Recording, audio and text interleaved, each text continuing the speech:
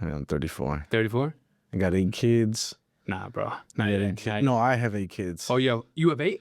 Yeah. 8 kids? 8 kids. Oh. 3 different women. I'm going through a divorce too. Oh, shit, bro. Yeah, I got it.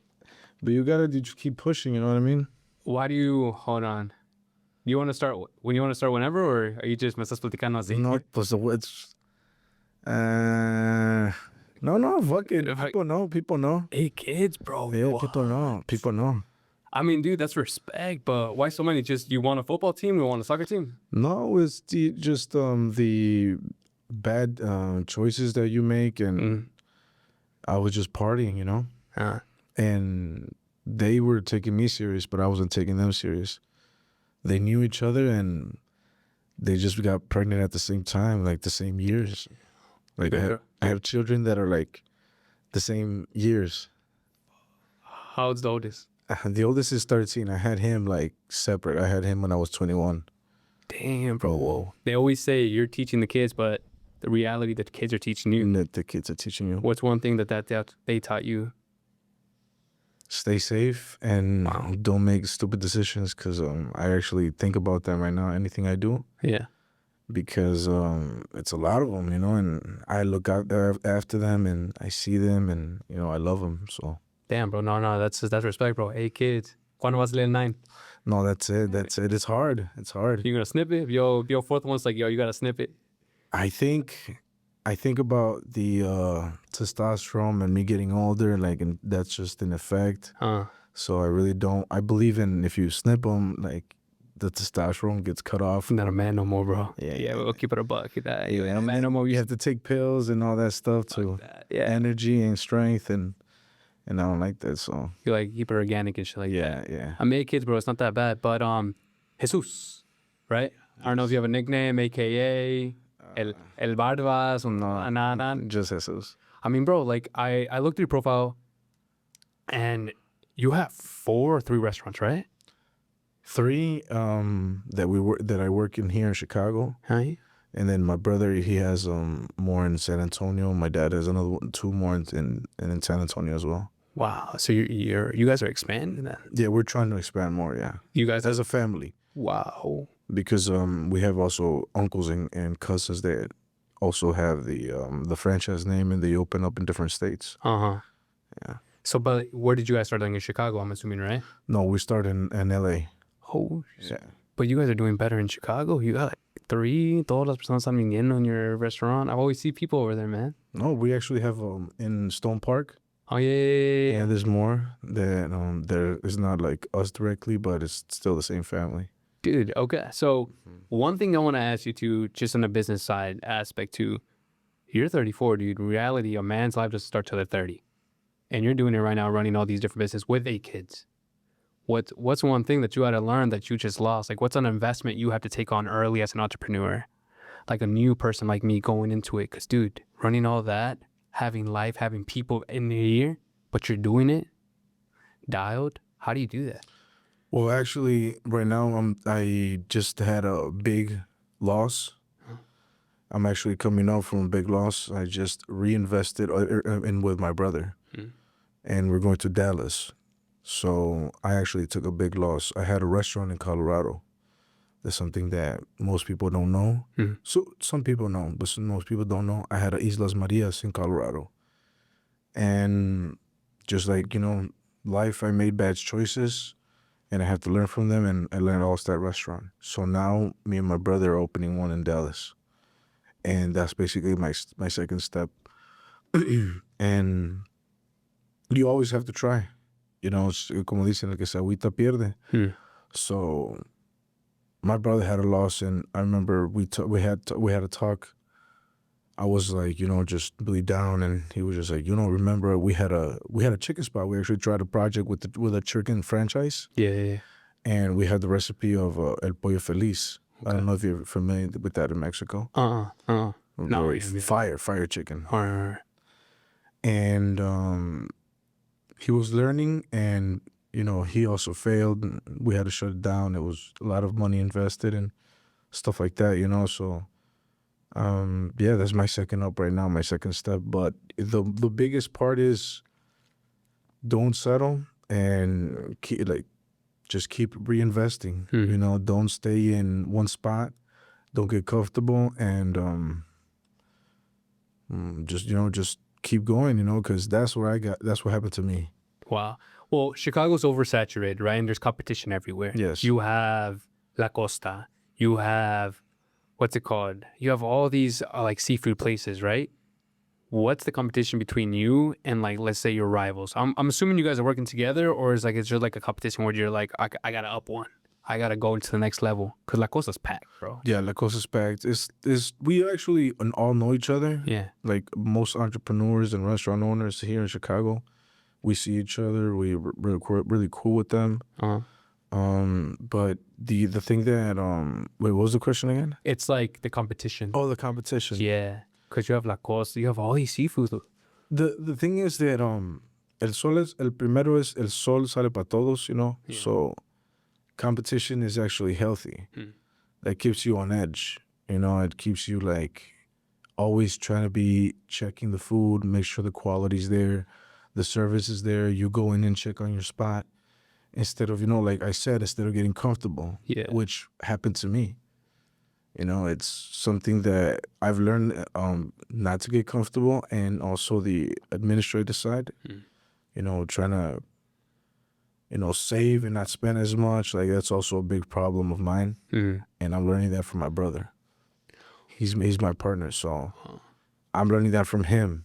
You know, from my mistakes and things that I have to change. Also, as a businessman, that's a big part. You know, the administrar, you know, all that stuff. And let's put Las Islas to the side, right? You had to pick one seafood spot, one restaurant. Which one you picking? Besides La Isla being the best one in Chicago, which one's the best one to you? I'm not going to lie, bro. I've heard, haven't eaten in any other restaurants besides Las Islas Maria Seafood. I'll be honest with you. I cook myself, so I really don't go. But I've heard El Cangrejo has a good spot, and I would like to try that spot. That's the only good recommendations I've ever heard from El Cangrejo. Have you heard about that spot? Not tampoco, bro. Yeah. Any overrated spots that you're just like, nah, eso no van a pegar, or nah?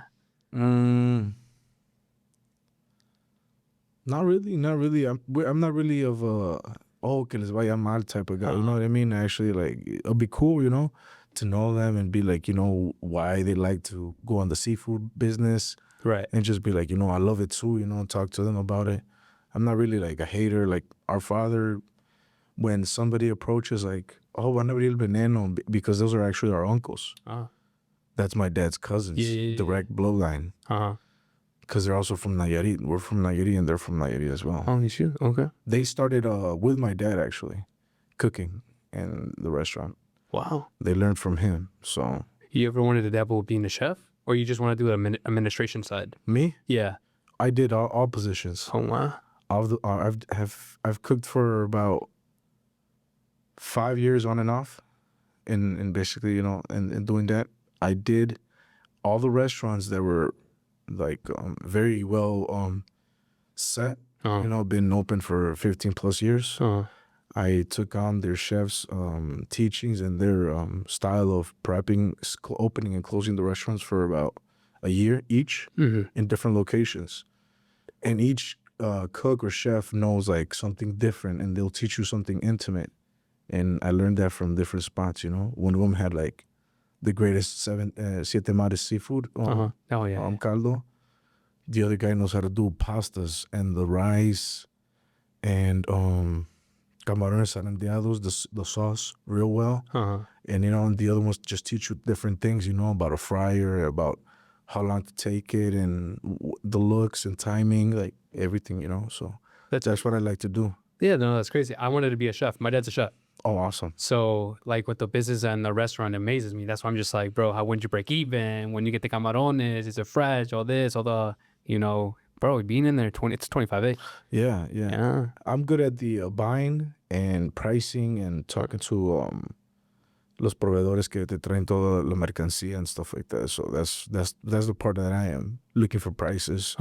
Make sure the dishes in the menu is up to date. Checking and, you know, make sure we have a profit, you know. So what's the tactic of bringing these people in then? Because obviously a big audience that comes in is bringing the grupos in, right? Yeah, I mean, I also do it because I don't really like going out as much. Huh. So I take that as all, like, Yeah. I like to host them. I like to take care of them, the food side. First of all, the food side.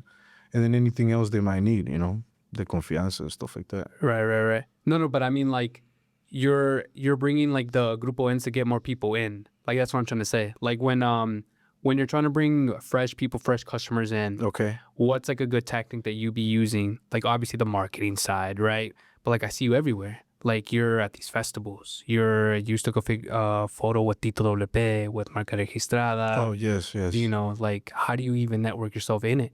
Because it's out of all the marisco places, you're there. Okay, so that was 2 questions. Yeah. The first one was, The first one was pretty much it's just like what strategic approach do you use? Yeah.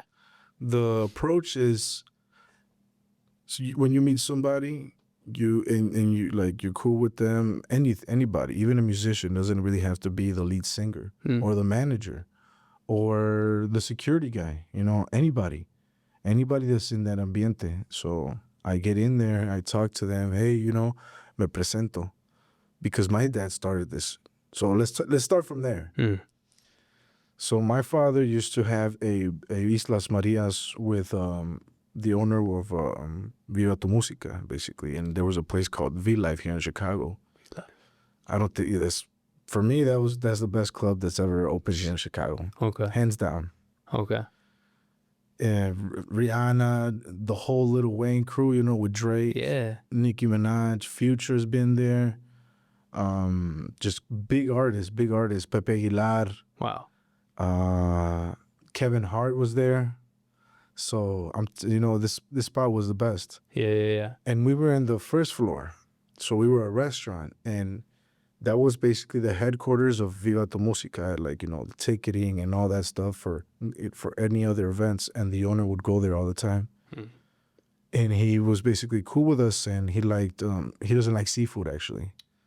So we would take steaks, but the employees will like seafood and stuff like that. So we really got cool with them, to the point I was still underage.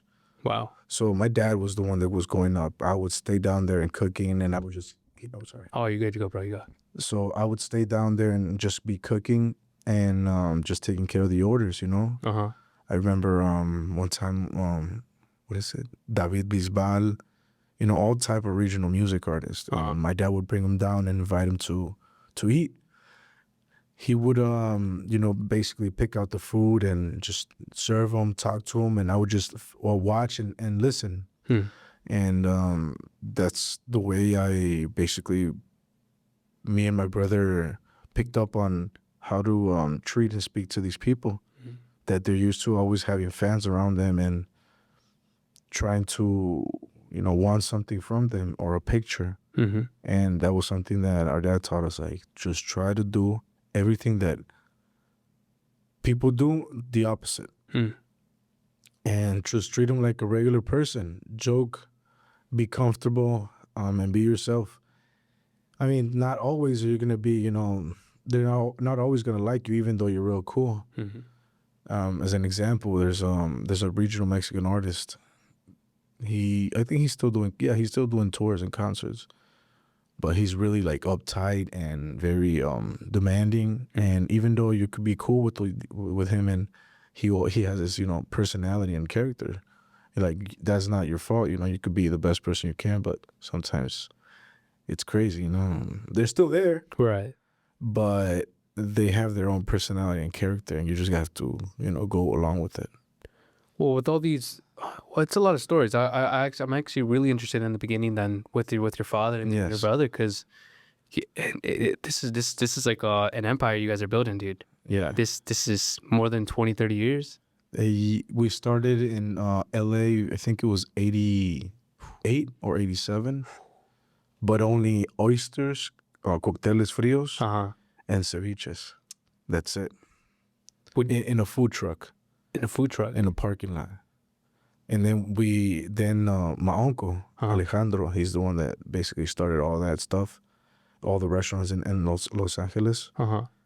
Then he bought the property, and then everybody started working in there. And then everybody saved up money, and then they just branched off different spots. as each of them basically was economically well. Uh-huh. The brothers or sisters would just branch off my uncle that started everything. And then you guys relocated back here in Chicago. We started in Houston, Texas, Uh-huh. and my dad took a big loss there. Then we went to North Carolina. It didn't work. And another loss. Uh-huh. We came here to Chicago, and then it blew up. When you take a big loss, what do you mean by that? Like just the revenue wasn't coming in, or The capital, everything that you worked for, you put in, and is gone. You know, even though you you're there, you're giving it all. You just have a bad response with the customers or just bad locations. You know, it's not your fault. It's just you roll the dice wherever you place your mark. On the restaurants business is very very hard. what do you think is the biggest struggle then? Like if you obviously location, like you just mentioned, Yes. right? But like marketing is very important, especially now in 2025. A billboard won't really do much. No. Social media is gonna want to come in, right? Yeah, that's where that comes in. I'm the one that wanted to explore and explode that my dad, the reach that my father did when he had all those access to those people, and I just took a stab at it, and you know that's what we're doing now. I mean, my brother's behind me. You know, we've taken out people on boats. You know, we've taken people out on cars. We have condos that we could we party with them and stuff like that. Like we're getting cool with them, and when they come here, we're basically the ones that they come and talk, and we couldn't interact with them first. Is your father still behind the backbone, or is he taking his time, right? Retired a little bit. He's actually retired. He lives in Mexico right now. Ah, dude, ya viviendo la buena vida, ¿verdad? Yeah, he just comes to pay taxes because he's still a resident, so he has to come back every 6 months. That's the BS part, right? Yeah, well, 1 week and then he leaves. He can't stand it. Oh man. So like when you're making these platillos, and what are the juices in getting creative with them, bro? Because every place has the same thing. Pero what's one touch that makes La Islas different than any other part of Chicago? There's a trick to it. Huh. There's a trick to it. If you don't do this trick to it, there's this step. It would just come out like soggy, not doradito, Yeah. and just like a stew. Excuse me, just like a stew. You know, mojado, and just looks basically bad. Yeah. And our side is doradito y jugoso. You know, excuse me, doradito and jugoso. That's basically what distinguishes us between everybody else. Uh-huh. I can't say that part because it's intimate. You know how there's like ratatouille. Secret recipe. No, not a secret recipe. It's just like The touch. the timing, and the details on the steps. Like the pastas too. The pastas they have their own step as well to come out creamy. When you pass the finger through it, and it has to like not drip or just drip and takes its time. Like there's a trick to that too. Instead of coming out watery, or se cose de más, where the butter and the milk like separate when you're doing like a leche pasta, Yeah. a cream pasta, Alfredo or something like that. So there's tricks to it, but I can't reveal that. My family will be angry. So they have to come in to actually taste the food, right? Yeah, People have to come in to actually taste the shit, right? Pero leasing these places, I mean, dude, it takes a lot of what's it called? It takes a lot of income, a lot of funding to do, right? Like, obviously, you're not going to give it up front. I assume you can't be doing that every location. So how do you raise the capital, investors? How do you look for that to actually make it successful? My basically, my father started all this, so some locations already are bought, the commercial properties. Whoa. Yeah, and then he just asked for a loan, and that's how he bought the next one and the next one and the next one, where he was renting at the beginning. Right. We're in the process of trying to remodel and make a new building on the original Islas Marias here in Chicago that was opened in 1999. It's on Grand and Cicero. Mm-hmm. That was the first location that we had. And any of the other spots that were open back in the day was Los Delfines. They're not here anymore. Okay. Y El Barco. which still I know. was still Yeah. still open. Those were the only three. I'm gonna be honest. I'm not a big fan of El Barco. I don't know. I've been in like a couple times. I don't know why. It's towards like Americans. Yeah, maybe it's that. I've been in It's like bland. kind of no flavor, right? Se lavan las manos. I like when people no se lavan las manos el mugre, bro. I'm swear, bro. But that's what make the foods authentic, los tacos. Yes. Pero, I mean, dude, I mean, it fascinates me because you're doing it still and you're running that bloodline. And then your 8 kids that you have right now, I'm sure you're teaching them too as well, the entrepreneur side. I asked you to, my bad for cutting you off, but I asked you to because I'm just like, what if there's another Latino kid wanting to open a business? How do you start? How do you get the money? Well, my father, it's really crazy, you know, how we started and how he was able to come up with the capital. So my father, when he worked with my uncle in Los Angeles, he basically it's okay, you know, it's okay to always take steps to raise capital, make sure that, you know, the family's always behind you. Right. So my mother and my father basically didn't go out to eat out to restaurants. Everything was homemade. Mm-hmm. One, the other part is thrift store. The only things that we would buy brand new was underwears and socks. Everything else was thrift store bought. I'm sorry for saying No. You could cut that off. No. If you want to cut it off, no. It's personal. And just a car and just fixing it and using one car until it basically breaks down. Did that affect you growing up too as well? Like, No, not at all. I didn't feel it. We still had vacations. He was so good in administrating his money that we would still go to Disneyland. wow. And because we lived in LA, Yeah. and he would have, like, you know, if you're residential or close by, he would find that kind of spot or somebody that would have discounts, and we would still manage to go to Universal Studios and all that stuff, you know. The power of what the father does, man. How powerful that is, seriously. No matter what they're going through, how they manage to pull it off, bro. With a smile on their face. Yeah. I saw my daughter not too long ago for a father and daughter dance in Colorado, so I had to fly out there and I took both my daughters. I have 2 daughters in Colorado, and I saw my kid too. He scored some goals. He's really good. He's the biggest scorer in his soccer team. Holy shoot, man! Yeah, he's real good. Oh, mini Messi or what? I miss them and they miss me. I mean, I love my kids. No, I said like a mini Messi. Yeah, he likes Messi. He loves Messi. He's the best player of all time, man. Yeah, come on. Ronaldo's all right, but Messi, come on, man. That's once in a lifetime. He's the OG. Yeah, dude. No, pero what is that? Las Islas Marias. I mean, we already know at the end of the day, you want to expand. You want to go, you want to move. But what's the next place? Because you want to leave Chicago, I'm assuming, right? Dallas. We want to go to Dallas, Texas. We want to go where we could, we want a family complex. That's what we want. Okay. Where we could buy large land and just have different houses in the property. Mm-hmm. And just always be together, because we love to be together as a family. And that would be awesome, you know, having a road where, you know, just my brother lives there, my sister lives there, and our kids could just come out, you know, and just, it'll be the cul-de-sac, stuff like that. That's the plan in Texas, is where we saw it's possible. The state allows it, and they're open for all that kind of construction and development in Texas. Sounds like you kind of want to retire over there then. Not retire. I would always try to, like, do something. Any kind of, you know, things. Like my father, he buys some seafood containers and stuff like that and resells them and stuff like that. Oh, wow. To this day? Yeah. Wow. He's still hustling to this day. Yeah. And just on his phone. Right. You know? He just does everything on his phone. What's the struggles then running a day-to-day operation then at a restaurant?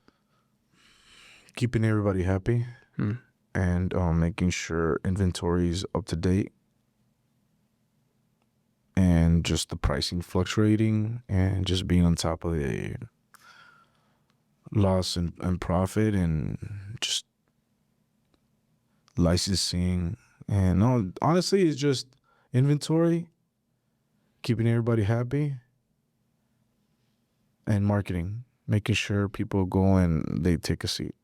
I asked that because my dad would force me to go those 12-hour shifts on my holiday breaks, whatever, right? Put me in. Oh, same. So when you're a kid, even at this age, like 2 years ago, there's background noise, but you feel so alone because like you're missing or FOMO, but then like you're cracking oysters, right? Like my dad would be like, "No, huevo, te vas a poner a trabajar," and it'll get frustrating, bro. And you don't understand why you're being punished, but then again, the restaurant gets really dirty, man, really nasty. It gets really complicated. There's no life.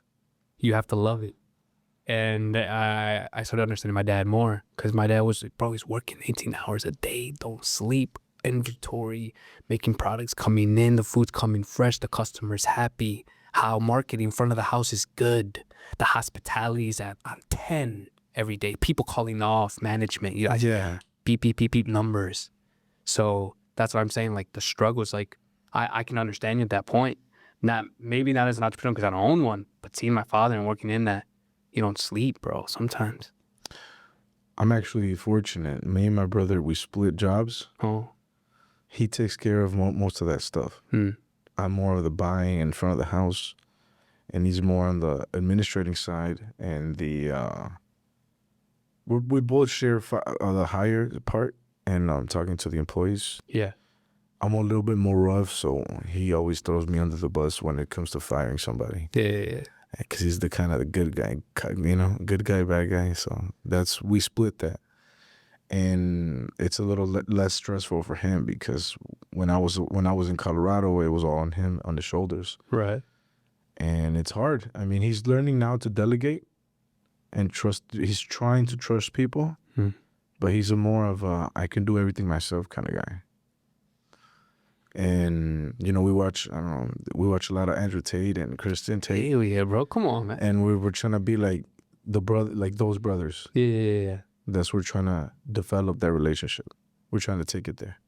I mean, dude, you have a plan and a goal, right? Yeah. And you bring up your father and your brother a lot, and you're doing it still to this point, right?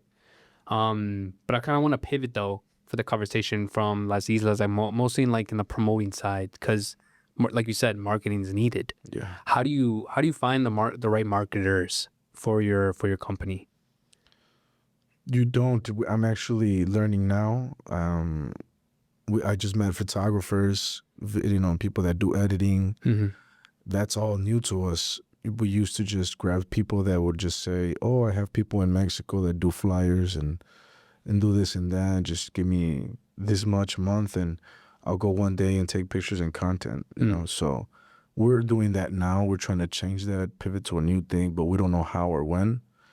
We're doing the artist stuff, and that's basically what the marketing. That's what we're taking in and investing in right now. Meeting the people, using our connections that we have to ask if we could cater to them. That's how we start first. If we could cater, they could stop by. Stuff like that, you know what I mean? We just use the connections that we have that my dad built basically from a long time. Do you ever implemented AI, like in your websites or something? That's all new to me as well, and so no, not yet. You know why I bring that up? Because you brought up Andrew Tate, right? Yeah. So I'm actually, for curiosity, I'm taking the course that's at university. I don't know if you heard of it. Yes. So I've taken it. We're doing that. We're doing that, but we're trying to see we're doing the podcast and how to become influential and stuff like that. Oh, right, the course? Yeah, the course. Oh, that's dope, bro. Yeah. I'm doing currently the AI automation. So I've been like literally for 4 hours a day, I track my stuff. I try to make like AI agents on the courses. That's why I asked you. So it's cool like on websites or just right there on your Shopify, whatever, right? I don't know if you know Ladies, like my boy Rambo. Yeah. We're both doing it. But he's doing the e-commerce side. Right, so we give each other tips. Like literally before this, we were just talking about it. Yo, bro, like this one I'm gonna add, and I told him, okay, like I'll add an agent in there and boom, char in there, put some ads on it. Cause like business, bro, business doesn't stop. It's 24/7. So you gotta learn stuff, bro. Yeah, I want to learn the AI. Everybody's saying that's gonna be basically the next free money, the next free business. You know, and we're that type of people that, you know, even though we're doing something, we can do something else. Yeah. Doesn't matter. Well, the PDFs, ChatGPT, like Yeah. it writes your menu, it can write your script. Canva can create images, it can do stuff. I dabbled with it because I have to do it with editing, right? Just to make my life easier. I'm a one-man team, like you said, it's you and your brother, you know, and then the rest, right? Yeah. So it's complicated, bro. It's complicated, but I like how you brought that up, though. Like, that's what I'm saying. Like, new thing, social media, was it tough for you to maneuver to start learning it? Yes, I'm actually still learning. You know, I don't know how to do a lot of things. I still have people that say, "Hey, delete that." You know. Yeah, no, hell yeah. Because I don't have a team or nothing. It's just something that I'm just having fun with it. And I'm trying to, exploit it and to, you know, because I'm trying to be, you know, calm and find peace. You know, the social media is not going to be there forever. I'll delete it one day. You know, when I have a serious relationship. And once you find the right shorty, man. Yes. Well, yeah, it's their fault. Yeah, it's their fault. You gotta find the right one, man. Yeah, and that's it. You know, I mean, and I'm having fun with it. Basically, I'm having fun with it. Like I said, I don't like going out, so that's what I use to go out. That's my excuse. When a big event comes in, we have good relationships here in Chicago, and they trust us to be in that space. I think that's the biggest thing. The people that do events here, the big people, you know, there's different companies. They're scared of giving somebody a chance, and, you know, they could get drunk. They don't know how to make the food. They're too new, or they could just feel they can make the artist uncomfortable. So basically, we've already been through those ropes, and we know how to take care of ourselves. They know that we know who to pick and bring to those events. Then I think that's the biggest advantage of Islas Marias, you know, that if we ask, they go. Right. And because we've been in a restaurant for such a long time, we have what is it called? Credibility. Yeah. So that's the pointers. I think the biggest pointers how we could be in those spaces and with those people. I believe you because you bring high profile people to the restaurants, and you're also promoting too with the flyer with on the menu. Yeah, there's it's funny. There's some people that call me the menu guy. Really? Yeah. Wait, no. Every photo you're out, you're just The haters. You're flicked up just like that. Yeah, the haters. You gotta promote yourself somehow. That's how me and my brother, since we don't have teaching, we're doing the whole course in university.com. Yeah. And we were just like, just take the menu and take a picture with the menu. I mean, just let's try that, you know? Right. Just so people see, and they're like, I always see that menu or that image. And when they come to Chicago, they would like to eat, you know, at the spot. One time when I went to the backstage of Peso Pluma concert when he came last year, they were introducing me to the musicians. Okay. And one of them, he mentioned, oh yeah, Las Islas, right? Where the famous artists come to eat here in Chicago. Every time when they come to Chicago, they eat there. And they're like, what? And then him himself was telling the other people they asked the question, what? He's like, yeah, once an artist comes here in Chicago, if it's high profile or low profile, they always go there to eat seafood. And that's basically, that feels good because that's basically what you work for. Yeah. You work for it to be mentioned, you know, not forgotten, because that's the marketing side. If you know, McDonald's, that's why they don't stop. You always have to be relevant. It doesn't matter if you're still up there. You just have to keep going and going and going, especially in the restaurant side or any other business that's day-to-day sales. And people forget, you know, short span now, and people watching shorts. You know what I mean? Everything's changing, so you always have to be there. So that's why we just keep shooting to, and our Mexicans are the biggest clientele. For sure. So we try to be in the Mexican regional side. What's something that the people don't talk about in the hospitality side then? For not just Las Islas and just in general that you always see other entrepreneurs or restaurant owners talk about? That's funny. Just you don't have weekends. Mm-hmm. and you work all the holidays, and sometimes on your birthday, you don't get it off. No existe. If you're a mother, Mother Day, you have to work. If you're a father, Father's Day, you have to work. Christmas, New Year's is half day works. While everybody else, most jobs would be in home or off. Islas Marias never closes in Chicago a day in the whole year. We don't close. We repair. We do everything during the night, so we open up tomorrow morning. What makes you so successful is because you're sacrificing while others don't. That's why you're on top. That explains it all. It doesn't have to be marketing. I asked you that question because you guys don't close. Yeah, we don't. And that's the whole point of it. That's the whole point of them to be on top. And when people see you, and that's why I asked you in the beginning, with all these influential people, it's not to put them on a trophy. It's to show other people. It's just like you may see yourself, or on social media, you see yourself as a trophy, right? But in reality, you're not stopping, bro. Your mind's 24/7. You got to work. You got to delegate. That's the life of having success. That's the life of making it, right? You don't sleep. It's funny. Before every show, I'm always doing something, buying something for the restaurant, being in the restaurant itself, while helping them prepare the food for the catering for the event. And it's always busy. And I'm still trying to do other things, and it's just time's running down, and I have to take it. When I'm on the way there, there's things to do right after the show's over. So as soon as the show's over, I'm not really like, sometimes I don't enjoy it because I'm just like, oh, I have to do this as soon as I leave. Just looking at the time, people are like, oh, this is cool. And sometimes I'm not there, you know, I'm just like, oh, I have to get in the truck, turn it on, shoot myself over there as fast as I can, finish that. Ese pendiente, y ya, I'll be good. But sometimes it's fun because there's nothing, nobody calls me, and I'm enjoying myself. Yeah. I mean, if you're doing what you love, you won, right? So, yeah, at the end of the day, you still have to work, right? Because you're feeding other people. Those people need to feed their family. So it's operating 24/7. And I don't know, it's complicated. And a lot of people don't talk about it. And a lot of people don't want to share about it, too, because it's not just, it's a nasty life in the business restaurant world. It is. It's really tough. And that's why I have a lot of respect. But you also said there was a lot of difficulty in the beginning of your journey, right? You said a lot of losses, like in restaurant, of course. I don't know if you want to be a little personal. I'm free to share. So if you want to ask me something, bro, I'm open book. Yeah. So it's just like, what were those tough journeys for you then, in the beginning?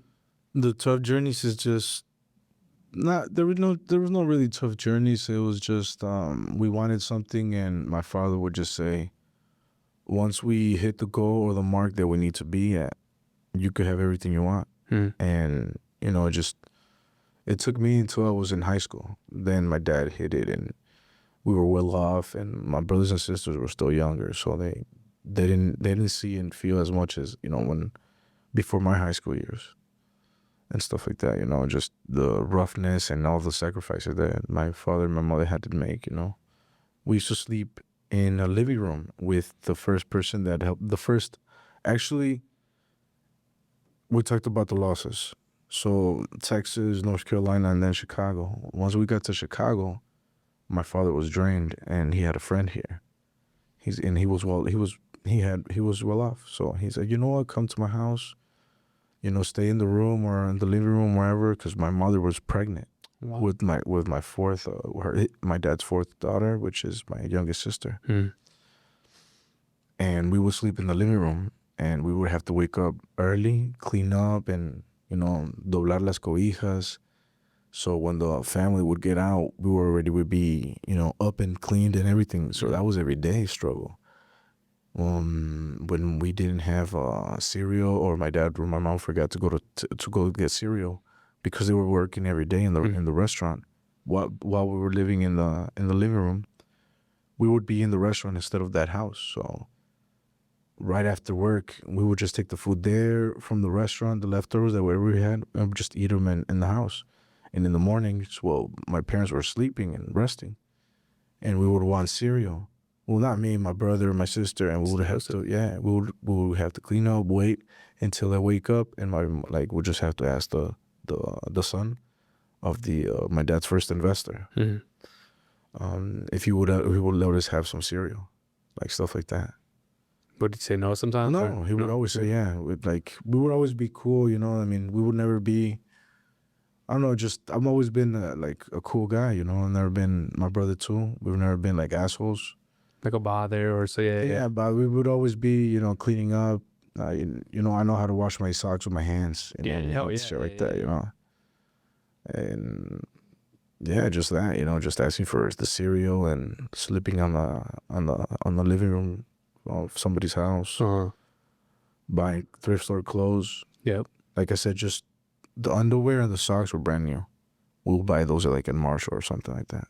My dad on purpose, he would make this cihuelas, I think. I don't know if you ever had that. Yeah, Cihuela eggs, just purpose. He was just like, you guys gonna eat this. Like, we didn't have to, but my dad just wanted us to teach us a lesson. Like I said, I didn't understand. And me llevaba a trabajar, just like you said, like existen esos tough times, bro. But it was not forever. Yeah, it's not forever. But it was a struggle for my dad because he would have the money, but he knew that he could not give us luxury, everything we wanted, because the goal was not set or met yet. He didn't know how many restaurants, because when he would once he hit off with the one restaurant, he retired. So he bought a house in Mexico. He took all the family, and we started going to school over there. We started going to school over there. But then he had another opportunity to buy another restaurant, so he sold the house, and we flew back to Chicago, and we started living again in Chicago. How old were you when you were over there? How old are you when you're like in third, fourth grade? You're like 10? Yeah, I was 10. Wow, okay. I was over there for like a year and a half, and I got my ass whooped. That's where you learn how to fight. Yeah, in Mexico, bro. that's the rough streets, man. Yeah, right here, yeah. Yeah, it's the rough streets. It's over there. It's the real thing. Like, you gotta be careful with the words too. You know, you can't. You know, the chile and the. You know what I mean? Hell yeah, bro. La carrilla. It humbles you though. Yeah, it humbles you. But you can take a hit afterwards and shit. I remember cuando fuimos al rancho de mi mamá. Yeah, they have like one traffic, like, you know, like rancho. Yeah. The kids my age, I'm short, so the kids my age were shorter than me and skinnier. Damn. Well, no, back in the day, I was normal size. I stopped growing when I was like, what, 17? Okay. Started like, that's it, 17, 18. Yeah. Done, yeah. No. And so I was normal, so he was shorter than me. I remember he was making fun of my baggy shorts. Back in the day, I was wearing Timberland and Echo. Yeah. And, you know what I mean, Jordans, and, you know, the fucking... The headband. The headbands right here. Yeah. You know, shit right that's here. me. That's me. That was my age. And then we argued, and I was like, I'm gonna whoop this motherfucker's ass, you know what I mean? I remember I tried swinging because I used to do push-ups and all that, you know, working out with the 5-pounder and shit like that. Yeah. And I seen him skinny, so I remember I swung. After I swung, I felt like 100, like it felt like 100 punches, but it was like 4 or 5. But I was like, who's helping him? You know what I mean? And it was him, bro. That he was so fast and agile. He didn't have shoes. He just had shorts on. He didn't have a shirt on. You know what I mean? On the fucking rocks and all that. I had shoes. He didn't have shoes, and he was whooping my ass. Te faltó barrio, bro? Yeah. Barrio, fool.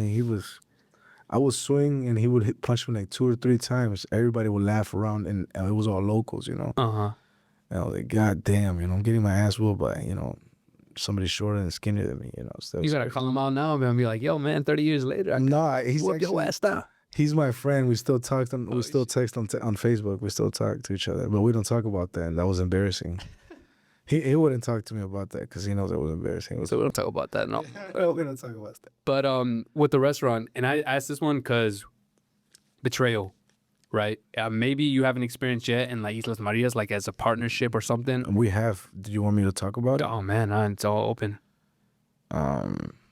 Long story short, Los Venenos used to cook with my father in a restaurant. The reason they came up was, you know, they did, you know, you've seen it in movies. You know, they felt under underappreciated, and they did shady stuff to gain capital. Como dice la costillas, de, somebody else, which was my dad and las Islas Marias. When we were doing so well off, it didn't really, nobody noticed. Until one day they just didn't show up to work, and then they opened up close to one of our locations. Wow. Yeah. Just Like wow. that. And another thing is them and another restaurant owner, I don't even want to say his name, to use marketing. They tried to buy the commercial property from one of our locations. And good thing my father, he's always been a good businessman and a good person. And the agent that had that property for sale and controlled the property and owned it did not want to do that because those were shady people, and one of them was his family member. So those are double betrayals right there from one family member. And the other restaurant, he is from Nayarit as well. My dad actually told me they call him chorejas because he has fucking ears like Dumbo. I don't know if he had surgery already, but the people that know what I'm talking about. He also has a seafood spot. And he also wanted to buy the spot just to, basically get that spot, Right. That's shady. But my dad's agent, which is also his real estate lawyer, they're still friends. I talked to him. He's cool as hell. Well, he knew, like, you don't do that kind of stuff. No, yeah. And he threw down the offer. So, and he's like, you know what, you should buy it. He's like, okay. He bought it. So have you experienced any lawsuits for you personally? Lawsuits? Yeah, any lawsuits? I don't know if you could talk about it, but like lawsuits as like a menu customer or just business? Not us directly. We had a manager, a little problem. I mean, everything is in record. Yeah, 100%. Yeah, I don't like go out with my employees and stuff like that, and so and he did. But he was fired, and there was a fee and our lawsuit and stuff like that to the business. But that's it. You just gotta fire him and keep moving. Hey, man. I mean, it's pretty straightforward with you then. It's just pretty much like you work. Maybe you'll see your kids and then work. Yeah. Expand. Yeah. So do you still have a food truck still too now or no? The food truck, that's how we started in LA. There's no more food trucks. There's a few food trucks my cousins still have They have them in Bakersfield. Okay. Fire. Valderrama. They're my family. And they have Fire as food in California. Because I would assume you had any food trucks here like in River North when, people are coming out drunk like at 12 a.m., 1 a.m. and you had just have a food truck right there. Bro, los güeros compran. It doesn't even have to be Mexican. Los güeros. We forgot the preparation and how to work a food truck because it's so much different from a restaurant. Right there, you really have to just buy the necessary for that, and here in the restaurants we have walk-in freezers, walk-in coolers, every day open, you know what I mean? And the food truck, you got to wash it, empty everything out, buy everything, prep everything again. So it's a different atmosphere and a different a whole different scenario, and we're not used to that. We asked my father. He said we would actually be backtracking. He said just open up another restaurant. Es la misma chinga. Es la misma chinga for the same thing. Right. So we kind of stick by that, Better profits too either way. Yeah. I mean, I don't know about that. Maybe no. Actually, I do. It is better profits, just because of the employee side. You know how you have to have a dishwasher and waiters, somebody picking up the phone. And the food truck, you just, it's less people. Why do you think a lot of restaurants then fell here in Chicago? Chicago specifically.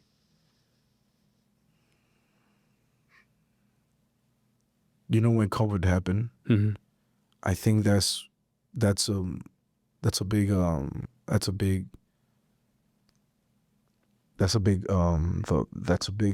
what's it called? What was the word? Is that the reason why they... No. When COVID hit, the people that would barely make it and the people that were actually making profit was separated. Hmm. Before, you know, they would make, you know, if you would pay your employees Yeah. and come out like a little bit, everybody was okay. Yeah. So the people that were barely making it closed down after COVID because of the loans and a lot of things. PPP loan, yeah, and all A that. lot of things. When the money ran out and they were used to getting help and they forgot how it was slowly, $100 more every week, type of thing. Mm-hmm. They had to close down. They needed more help, and help was not coming, and the loans were being fraudulent or stuff. Some loans were like not really coming through anymore. Yeah.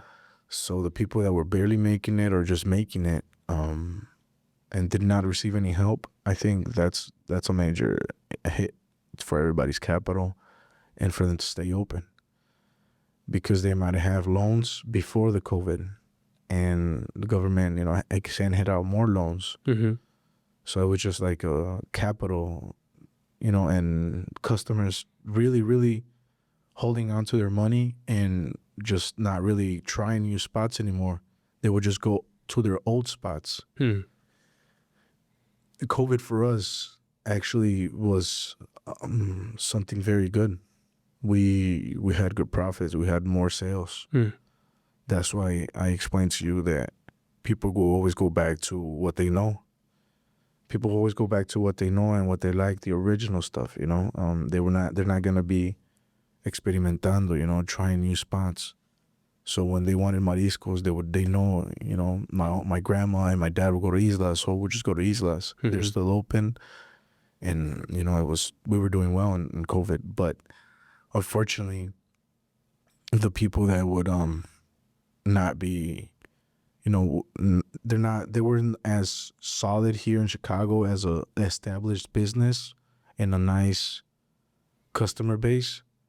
Those were the people that would go under. Even though they would be, 10 years open, if they've never made a good marketing stamp in Chicago, and they were just paying the employees and paying the taxes and paying the bills, 'cause some businesses, they function that way. So it's tough, when COVID hit, nobody was going out, so that's what separated the gap, and a lot of places closed down, not just restaurants, A lot of business places. I'm just giving you the example for a restaurant. Yeah. Well, so if someone approached you looking for a job and they said they gave you their hours that they can only work, right? Not included weekends, what do you say to them? No. We've actually had Venezuelans, when they were everywhere, they would come and just say, I want to work only mornings. I want to get off at 4, and I need a Saturday and Sunday off. Did you laugh? Yeah. No, I wouldn't laugh. Yeah. I would just say, give me your information and we'll give you a call. And that's it. But no, it's a different breed. Like even our waiters, our waiters have kids, they have children, but it's just a different breed. People that work in the restaurant business they're just different, they just, I don't know how to explain those people. We're just weird people in the restaurant business, man. You guys, Service. We love giving service. I'm sorry to cut you off, but I love, the reason we're in the restaurant business and we love it so much is we like people watching them enjoy themselves. That brings us joy. When somebody's eating and they're enjoying themselves, it brings us joy. Me and my brother and my father and my mother and my sisters. And we like to be serviciales. We'd like to provide a service. We like to make people happy. That's basically why we're in the restaurant business, because our niche is to make people happy. 100%. Running a day-to-day restaurant's not easy. Number one, the real money maker is the alcohol, right? Which is why, it's a smart move, too, to bring in the musicians, viene el alcohol. Yeah, you lose money booking the grupo, but then all that made up triple, quadruple because of people están tomando, el ambiente, snacks, appetizers, boom, boom, boom. Yeah. Cover fee, boom, boom, boom. You know, it's just a marketing, psychology, all that stuff. It's a really running a business is something I feel like school can't teach you. School can't teach you that. No, not at all. A school can't teach you how to actually run a day-to-day. Unless your professor is a multi-millionaire, bro. Yes. 100%. And you're figuring, well, your father figured that out, brought that to you, and right now you're doing the trial and error. But it feels like even you're doing trial and error, you're doing pretty well. Yeah, I see that you're really interested in the artist. How do I bring them and stuff like that? Yeah. I don't know if I could be that open about it, but I shoot DMs, and believe it or not, they read them. You know what I mean? They see them. It's just the wording that you put, you know, and how you have to be respectful, and you have to basically, you know, first impression. So the first message that they read, I mean, I've messed up bad, you know. No, I messed up bad. Sure. Then, you know, you go back, you read it, and you're like, oh, why did I say that? Or, you know what I mean? And it's just a scene, but no reply back. And you're just like, man, did I treat them bad, or they didn't like me? Was I acting too big of a fan last time they were there? Will they come back and let me host them and take care of them? Like, it just gets crazy, you know? But you have to say things that other people, the opposite that other people say. You know, like my father said, don't act like a fan. They say, if you're a big fan of his, don't act like a fan. And it's so hard to be yourself, you know, somebody like that you think is real cool. Yeah. But it works, you know. If you just treat them like regular, you know, Joe, they already know you like their music. You know what I mean? Obviously, you're talking to them. For sure. So don't act like a fan. Even for the fans, you know what I mean? Like, they already, if you're there in front of them, it's because you're a fan. So just don't act like a fan. Yeah, talk to them about their music, and also don't brag about other artists when you're with them. Like, oh yeah, this and that, and this and that. You just talk. Oh yeah, I'm giving out pointers. You know, that's my sauce. That's my sauce right there. Since I said it, I'll explain I'll just explain that. If you talk about just them and just how, you know, we're having a good time, don't talk about another artist. Don't, oh, I brought this guy here, or oh, fulanito. You know what I mean? They hate that shit because they think you're comparing them either equal or more because you're talking about another artist to them. So, you know, just shut your mouth. Don't say anybody else's artist or who they featured in their new song. Just talk about their song and this and that, and keep it moving. Yeah, keep it moving. Yeah. And give them their time. You know, he's giving you your space. Don't fuck it up by acting like a fan. You know what I mean? I feel like the first time I messed up, I was 15, and my dad's in Connecticut, but he travels. Right, he has a restaurant out there. You know Fluffy? Yes, I know Fluffy. I was 15, bro. I was shocking oysters. I was in front of the house. I was what's the station called? La Que Buena, La Ley. No. Like the seafood station. Okay. I forgot what's it called. A raw bar. So I was at the raw bar, and then I see him sitting. And then 15, bro, he's blowing up, and I went up to him, and then he gave me a photo and everything. And my dad was just like, "Mira," he was like, "You can't be doing that." He's like, "You got these people come here. We give them a service. Everyone's trying to come up and take a photo." He was like, "Treat them good." He was like, "I get it. You're a fan, but like you just said, you know, treat them like a regular human being because you have multiple people coming up to them, and you know, it gets tired." So, and it's true. You know, in the restaurant business, you meet a lot of cool people. Yeah, you meet a lot of cool people. But at the end of the day, too, it's just like they're regular human beings with their family.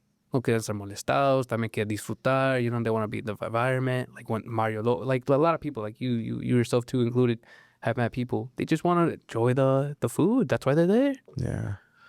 One of the people that was that had a bad interaction with the fans and the customers one time was way back when. It was Larry Hernandez. I remember he went to one of the restaurants to eat, and he was covered up. He tried to go to the corner, but you know, everybody wanted to take a picture.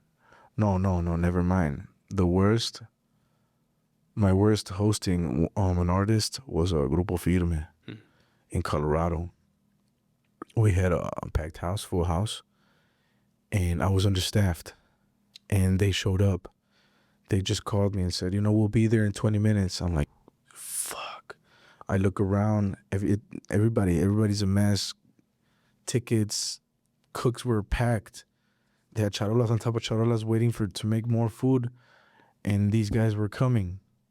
And they needed food and they needed service. And, we had to order the Uber Eats. It was crazy. It was wild. So they get there, and basically I had to kick out people to fill up the table for the grupo and the staff and the manager and the group, everybody. And I stood with them for 5 minutes. I took their orders down. I go to the kitchen to try and apoyar and help them out and get all the food ready and make sure Grupo Firme gets their food, because we were going to go to the concert right after that. Right. And I had a food truck there too in the event to serve the people attending and people that had the tickets, because I also serve events. And I remember Edwin Cas got up to take a piss. He's already been there twice. The first time, perfect. The second time, full house Saturday. 3-4 p.m. packed. Understaffed, I'm in. Understaffed, and there was people in line, and the hostess was taking names down. So people were in the middle of the tables, kids running around, the bathroom with a line. The hostess, parties waiting to get sitting down. Somebody says, "That's Grupo Firme, that's Edwin Cas." I was in the kitchen and I just saw everybody stand up and run, like literally run to them. Edwin Cas in that point was going towards the bathroom. They followed him to the bathroom. Even women. The bathroom is 2 urinals and 3 stalls. The people were on top of those, and they went to the bathrooms and they stood on the toilet seat. Edwin Cas was trying to take a piss in the urinal, and he had I think it was like 40 to 50 people. I couldn't even get to him to get him out safely. Oh. He was literally pushed against the urinal. He was trying to say, "I just want to take a piss, and get some food."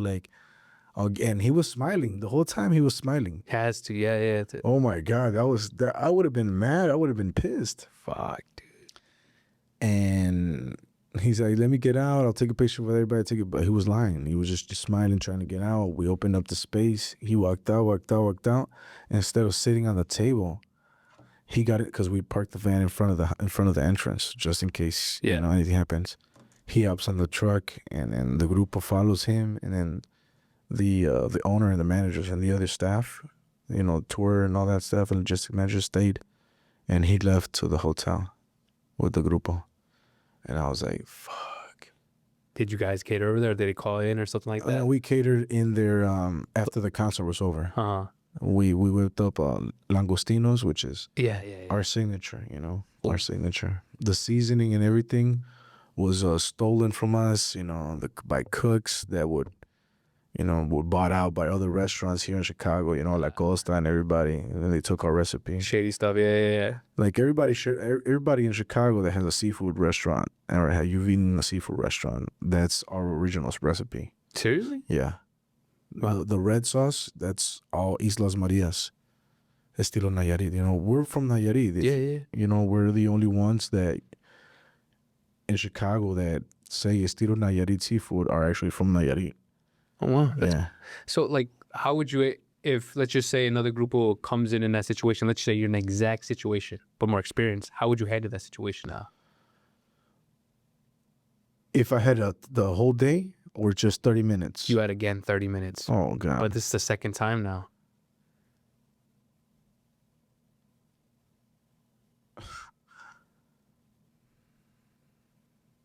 I would not sit people down. I would leave a couple empty tables, and I would place the servers, there, and, being there and just controlling the people. Let them eat. They'll take a picture after, just to tell every single person to sit down Hmm. and just to let them eat, and they'll just do a picture after they were done eating. Because when I took the order, I just left, I just walked out and I let everybody just do whatever they wanted. Wow. That was the mistake. Well, I'm going to ask you these two final questions then. And this one is just, how do you know who to trust when in the restaurant business? Partnering up with someone. You don't. You just, it's just a feeling. And it's just a feeling, and you gotta look at their family as well. Hmm. If they want to come to as a partner or as a restaurant owner. Hmm.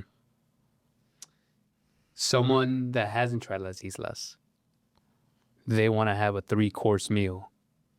What is something you'll recommend them right there, right then and there? They said, you know what, Jesus, pick something out for me, 3-course. 2 empanadas de camarón, langostinos, Ooh. and 3 leches cake. And then you could, if you're still hungry, chicharrón de pescado con guacamole. What the drink? Tortillas. What kind of drink though? Una michelada. That would be awesome. Shoot, man. Una michelada. Is you gonna try and open another location here in Chicago, or you're done here in Chicago? Yeah. I think we're done here in Chicago. Hmm. We're just gonna try to maintain, and we're trying to go to other places. I mean, do you have any questions for me? Do you have any questions you think I could have touched topics on? I think you got everything. Just no, you got everything. A little bit of everything. Any questions you want to ask me? Something, it could be personal, bro. I answer anything. Where do you see yourself in 5 years? 5 years? You Yeah. want me to be honest? You want me to get the corporate answer? No, honest. I want to be the biggest interviewer of all time. That's awesome. Yeah. And I say that with full faith. That's why I'm moving to Miami.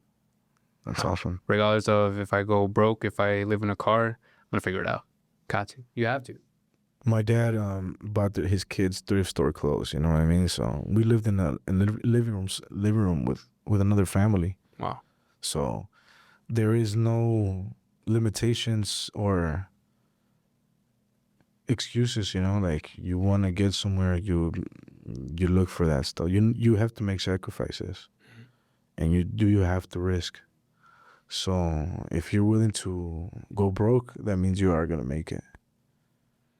You know what I mean? My dad failed 4 restaurants. Wow. But you cannot see that because he always, had another plan. And those were basically they're in the shadow. You can't see that when you talk about my dad, or somebody knows my dad, nobody remembers those bad the losses, because he kept moving. He didn't cry, he didn't dwell, he just kept moving until he made it. That's something. That's where my first loss, when he came, he helped me out. He's like, "You're not a woman. Women cry for money. You know how to make money.